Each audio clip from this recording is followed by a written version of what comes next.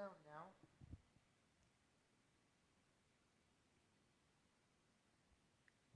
Takes just a moment to get that figured out, but we should both be good now for sound. All right, let me know you can hear me now. Life is good. We've already rolled out, ready to go. So all the sound is out. Things are happening. Life is grand. We should be good on sound now. Here we go. Grab your ropes. And let's get our ropes going. Okay? Get mine untangled here. Had it all set up so nice for you guys. Now it's tangled in. Today, with our handgun defense work, what we're going to look at doing is spending a little bit of time reviewing our cheapers. I'm not going to try that one at all. Spend a little bit of time going through our handgun work from Tuesday, and then we're going to add a little bit more handgun work to us today. A couple more techniques that you didn't get to see on Tuesday. So ropes ready. We're going to just do 60 seconds, guys, to make all 60 seconds count. Ready? And go.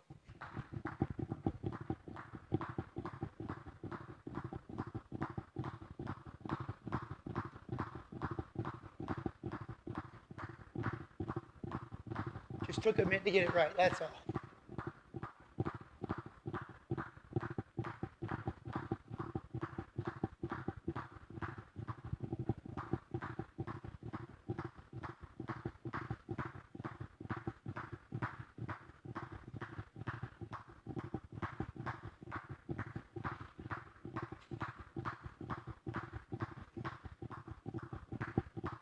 Keep working. 20 seconds left.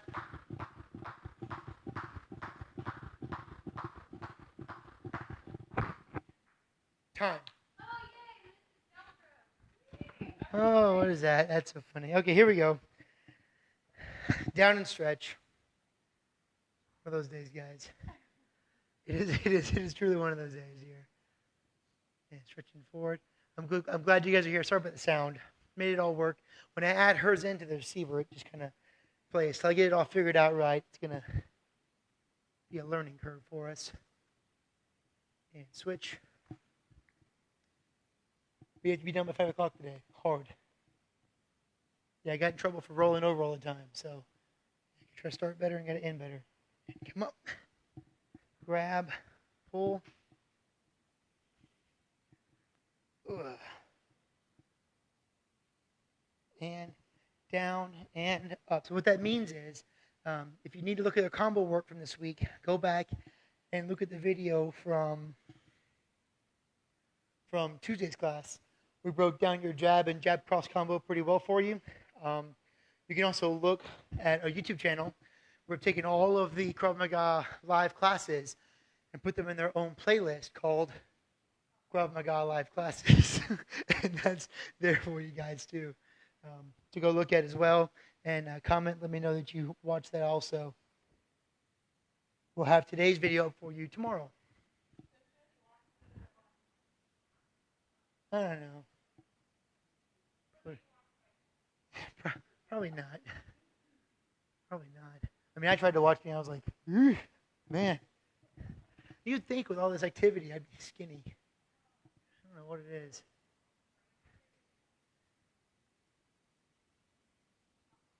And heels down. I'm sore. I'm super sore. I'm dumb sore.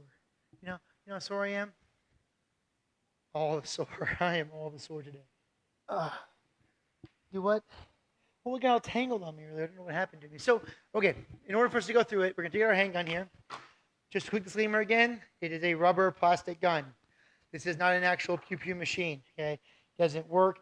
It doesn't hold anything. It's just a piece of plastic. So all the guys out there are going to make comments, hey, it's poor firearm handling. You're absolutely right. And if someone takes a firearm and threatens me with it, I would also call that poor firearm handling as well. So that's the look. Let's go through a couple of things real quick before we get into it. Your quick knowledge domain, guys. We'll go over everything we did on Tuesday and then feed that into the additional work today. So just real quick, make sure we're on a good page. There are 4 possible scenarios involving someone with a handgun. Okay. In this scenario work, the gun is typically used as a form of intimidation and perceived power, meaning that the objective of the gunman is to keep me alive, keep me afraid and have that sense of authority because he has the weapon and the threat. Okay, if he wanted to shoot me from this point and he had the choice to, and he took that choice, then some of the stuff you're going to learn today probably wouldn't be as effective. Okay, however, just knowing that at this point right now it's more of a threat than it is an actual pull the trigger situation. Okay, so hold up, okay, hostage, third party where you're privy to the hold up or hostage situation from the outside in, or execution, which could be an active shooter. Um, for possible objectives of the gunman, he wants your stuff. He wants to cause bodily harm. He wants information to know what you know, or he wants to draw recognition, attention to his grief or cause. We call that one terrorism. Okay. Lastly, there are four main principles within all of our handgun defenses. They may not always be in the same order, but these are the principles as they apply. First, redirect the line of fire. Get out of the line of fire. Then we control the firearms. So not put back into the line of fire during the struggle. Counterattack to disable, and then disarm by leveraging the barrel against the opponent's finger, breaking the finger, and taking the gun away. So redirect, control, counterattack, and disarm. Got it? Okay, excellent. I think we're too close to the camera. I think my head was cut off. That's okay. All right, let's go through all of them we've done so far. I'm just going to break them down step by step and work them. Again, I'll give you 2 angles for each one because we have quite a bit to go through to get it all right. There's so many of these from so many different angles to get right. And just to finish today, we'll take the rest of our time together. So a couple more tactical things for you while we go through this. Remember, at a great range, meaning that she's far enough back drawing the firearm, and I'm well far and away, thinking like down a hallway, plenty of space. In that scenario, I'm going to most likely assume an active shooter, meaning that she's most likely going to just pull the trigger. If you know my wife, then you know that's most likely what she's going to do anyway to me down the hallway. So in that situation, I'm going to run away laterally and try to find somewhere to hide, somewhere to cover, concealment, to make sure that I'm protected. Now, if I'm just outside of range, I'm much closer, right? But going for the firearm would cause that startle flinch. I don't want that to happen, an accidental discharge. So I have options. Option 1, if the demands seem reasonable, then I could comply with the demand. So absolutely, Mr. Bad Guy, here's my wallet in my right pocket. I'm going to go for it slow. You can take my money. Not a big deal. If the demands are not as compliable, so things like lay down, take off your clothes, right? These are things I'm not so much do the same. I get the other option, and I get to choose to do nothing. Don't throw my hands up. Don't, oh no, Mr. Bad Guy, because again, that motion there could create that same startle flinch. So I just do nothing, in which case, you saw it a moment ago, she would push forward, pressure forward, because in that kind of instance, it's much easier to take from me without me being injured than it is to have me injured also. Again, if she wanted me shot at that initial point, then she would have done it from the jump, in which case none of this would be effective, right?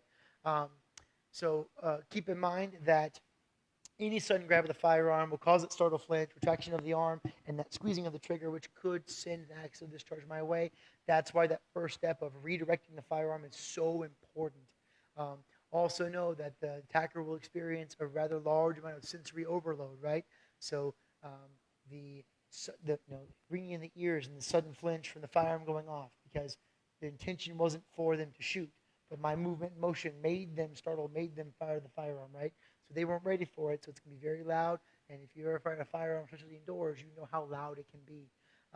So getting that away, experiencing pain from me hitting her, from the finger being broken as I leverage against the trigger guard, all of that comes into play.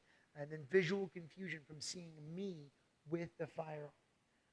We know that out of all shooting incidents, that 90% of people who are shot actually survive that. Now that should give you some staggering numbers. Think about how many shootings we have, all around. How many folks survive them is pretty great. That means you only have a 10% chance of dying. Knowing that, a strong will to survive and fight goes a long way in ensuring that you can still get home to your family and get home safe, right? So let's go through our objectives for the day. We're going to start with gun at the front, covering everything we went over on Tuesday. So I've got an inside and outside I'm talking about When I say inside, what I mean is, we square it for me a little bit. What I mean is, right now, if I take my hands on each side of her arm, if I were to push this hand forward to her, notice that there's nothing to touch here. Okay, this would be her outside.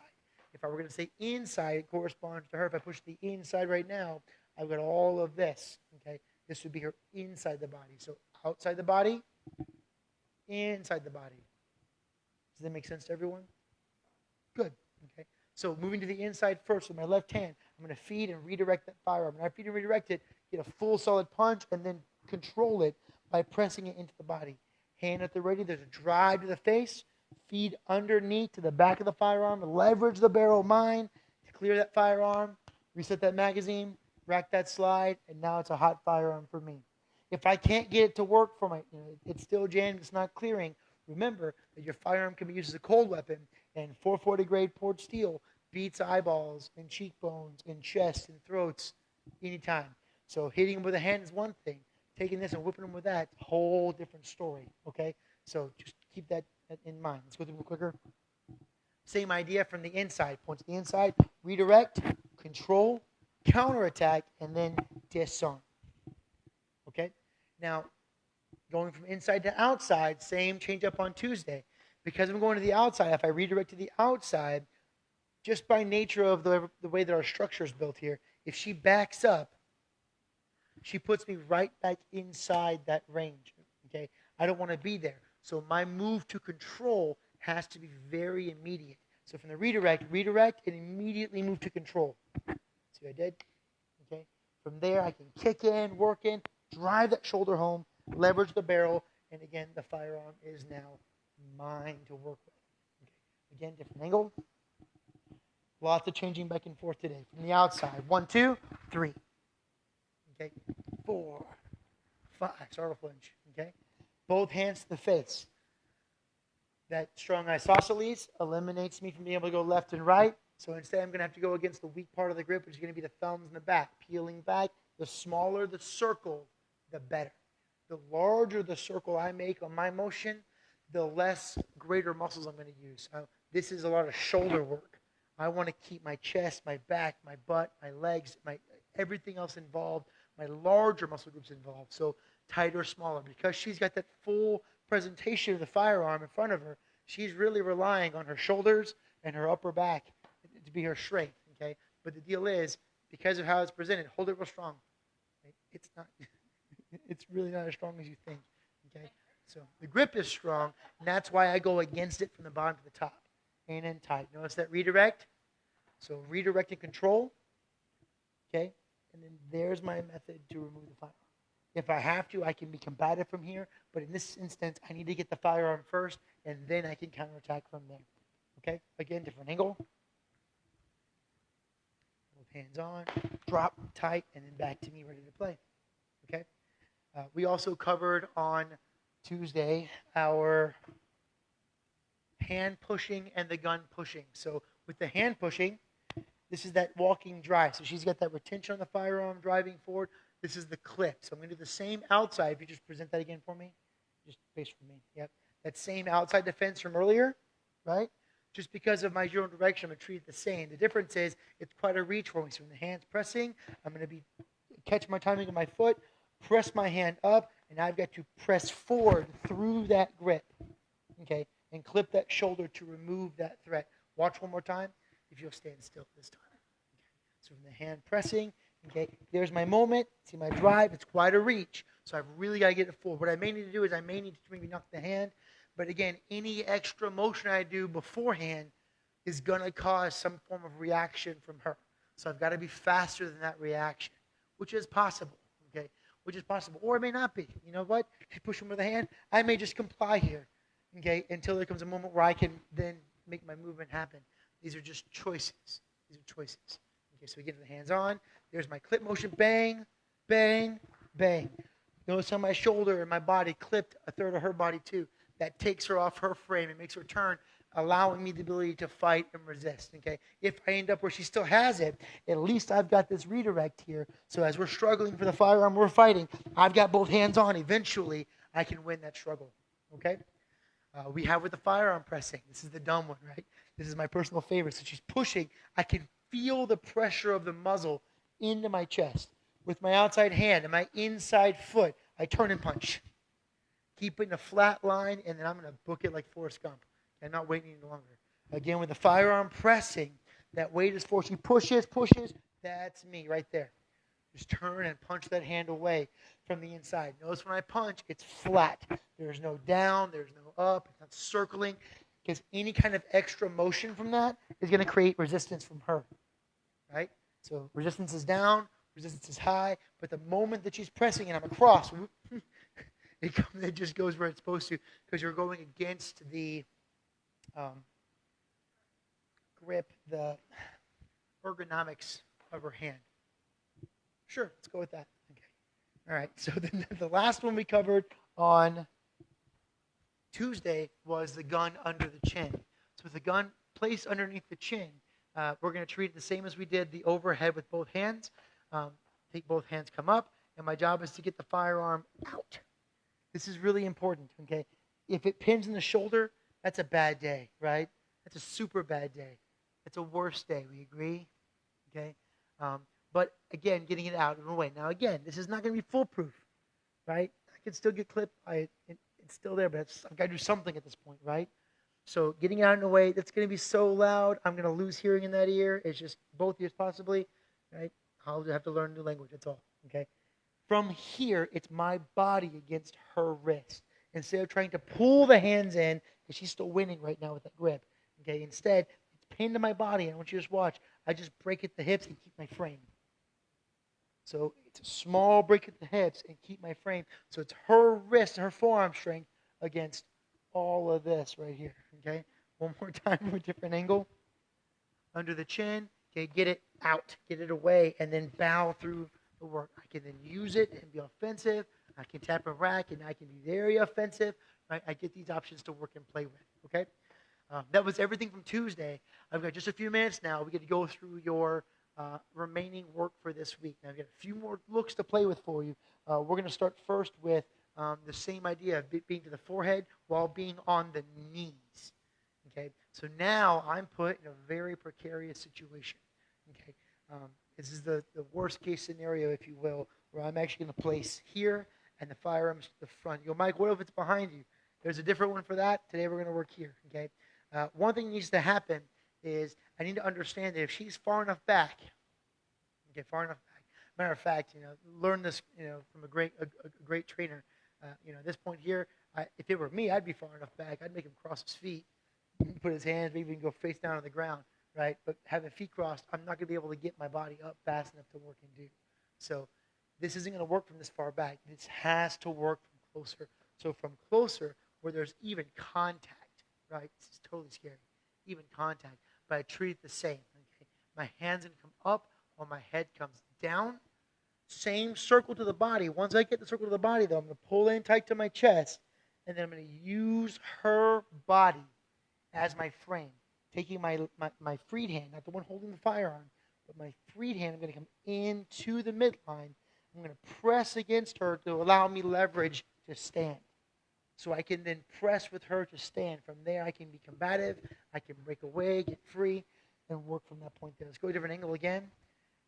It's quick. Matter of fact, we're going to do this one kind of quick. Okay, come a little closer to your room in case you hit the wall. Okay, yeah, you're welcome. So I'm down. Okay, and we are set. Okay, press. Make sense, everyone? Okay, so that's from the knees. Now we're going to work a couple of different looks for you guys. We're going to play from the temple, from the left or from the right, okay? To treat the temple, it's going to just be based on the perspective of my grip. So again, going back to those first two, because you're going to see these two repeat themselves. If I go from the outside to in, that's a body frame, right? Counter disengage. If I go from inside to out, that's both hands on, right? Get that immediate control. Same look here. If the temple's on this side, okay, I'm going to trace the body. Don't ever try to just freely reach for it because I'm going to miss. I'm going to miss. No, it's okay. So I don't want to miss. I'm going to trace. Keep my hand close so there's still connection. Okay? At the same time, very important, the inside foot, closest to her, has to step straight back. So I'm here. Now, once I get that step back, that's important because if I step back with the outside foot, I don't really turn my body. It doesn't. My body doesn't really remove itself. It kind of turns. By moving the inside foot, it physically moves me out of space. So I'm moving the firearm, redirecting the firearm. I'm also redirecting myself. So I've got two things moving at the same time. Okay. Now, if I were to look at her right now, what do we have? Outside presentation. Both hands, same defense we did a moment ago. Okay. One more time. Same side. Okay. 1, 2. Work that motion and get both hands on. Strike, drive from there. If it's from the other side, same idea, same rule of thumb. Okay. Trace the body. Inside foot draws back. Now, if I were to face her right now, what do I have? An inside presentation. Right? Right. Okay. So, one again. One more time. Draw. Present the strike. There's my disengage point for me to work. Okay? Any questions there? Okay. Mr. Sawyer's like, I'm going to boot you again, Mr. Hamill, if you don't get off soon. So that's your temple work. Now, side and the front of the arm. Same idea. Okay? We're going to do the same inside foot, so same step we did, but now I'm going to simply bump and trap. So the inside hand, as I draw back, is bump, trap that arm, pin it real tight. As tighter you can, the better. Chest and back and squeeze. It's going to go against, again, just the anatomy of her hand. Because we're going open position, which means her hips are this way, my hips are this way, okay? I want you to think thumb up on that. Thumb up, turn in, punch down. There's my work from there. If we were to go the other way, right now her hips are facing behind me, and my hips are still presenting to you. Inside footsteps back, and then bump. Same idea, trap. This is going to be, because we're closed, hips going one way, hips the other, doors are closed. Fingers on top, and then roll over top instead. So 1, back to where you were. Open, bump, thumb on top, rotate and punch. So thumb and punch. What I want you to think is you start with a weaker grip initially that moves to a stronger position. Okay? This feels stronger from the start. This feels stronger from the start, but it's not going to get you where you need to get. Okay? I can't move it to a position of transition. Okay? So instead, what I need to start with a weaker position, and that rolls into a much stronger feel. Okay? Same thing on the side, one more time. Close position, bump the inside, trap in fingers, and down. How do you present those fingers? I just have the hand already ready, and I can bring it right to me. I'm not trying to go to it. I bring the firearm to me. That's why it's so important to pin so tight. Okay? Well, we got to go, guys. Okay, here we go. The last one to talk about, nope, we're going to save that for next week because it's behind the arm. So we'll save it for next week for behind the back. So we covered a lot. Inside, outside, double, okay, under the chin, hand pushing, firearm pushing. We covered the knees. We covered temples from left and right. We covered front of the body from left and right. Train hard, practice hard, guys. Go onto the channel. Check out the other videos, the live videos we're putting up from you guys on YouTube. Phase B work is up on YouTube now. It's live. So all my level 2 guys, all that filming and work that we did 2-3 weeks ago, it's now up for you guys now. So go to that. Check that out also. See where you're at with that on the channel. And we'll be in good shape, guys. So train hard.